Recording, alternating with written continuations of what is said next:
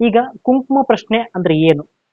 ಮೊದಲಾಗಿ ತುಂಬಾ ಜನ ಹೇಳ್ತಾರೆ ಕವಡೆ ಪ್ರಶ್ನೆ, ವೀಳ್ಯದೆಲೆ ಶಾಸ್ತ್ರ, ಆಮೇಲೆ ಈ ಅಂಜನ ಹಾಕೋದು ಅಂತೆಲ್ಲ ಇರುತ್ತೆ, ಆಮೇಲೆ ಜ್ಯೋತಿಷ್ಯ ಹೇಳೋದು, ಬೇರೆ ಬೇರೆ ರೀತಿನಲ್ಲಿ ಹೇಳುವಂಥದ್ದು ಇರುತ್ತೆ.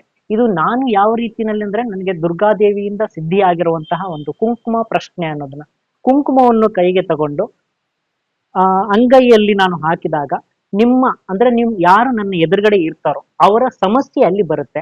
ಯಾರು ಮುಂದೆ ಕೂತಿದ್ದಾರೆ, ನನ್ನ ಮುಂದೆ ಕೂತಿರೋರ ಮುಖ ಇಲ್ಲಿ, ಅವರ ಮುಖ ಇಲ್ಲಿ ಬರುತ್ತೆ. ಅಥವಾ ಅವರ ಹಿಂದಿನ ಸಮಸ್ಯೆ ಅಂತಂದ್ರೆ ಅವರ ಹಿಂದಿನವ್ರದ್ದು ಅಂದ್ರೆ ಅವರ ಅಪ್ಪ ಅಮ್ಮ ತಾತ ಮುತ್ತಾತ ಇಂಥವ್ರು ಯಾರಾದ್ರೂ ಇದ್ದಾರೆ, ಅಥವಾ ಅವ್ರು ಇಲ್ಲ ಒಬ್ಬರೇ ಮುಂದೆ ಕೂತಿದ್ದಾರೆ ಅಂತಂದ್ರೆ ಅವ್ರ ಫೋಟೋ ಇಲ್ಲಿ ಬರುತ್ತೆ.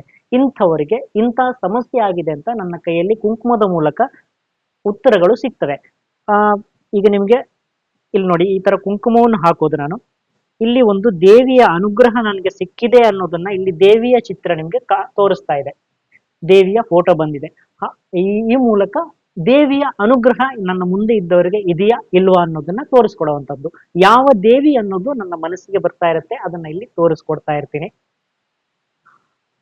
ಒಂದು ವೇಳೆ ವಾಮಾಚಾರ ಆಗಿದ್ದರೆ, ನಿಮ್ಗೆ ಯಾರಾದ್ರೂ ವಾಮಾಚಾರ ಮಾಡಿದ್ದಾರೆ, ಯಾರು ತೋರಿಸ್ಕೊಡೋದಿಲ್ಲ, ಯಾರು ಅಂತ ನಿಮ್ಗೂ ಗೊತ್ತಿರಲ್ಲ, ಅಥವಾ ಎಲ್ಲೂ ಹೋದಾಗ ನಿಮ್ಗೆ ತೋರಿಸ್ಕೊಟ್ಟಿರಲ್ಲ, ಯಾರು ಹೇಳಕ್ಕೆ ಅಂದ್ರೆ ಭಯ ಬೀಳ್ತಾ ಇರ್ತಾರೆ,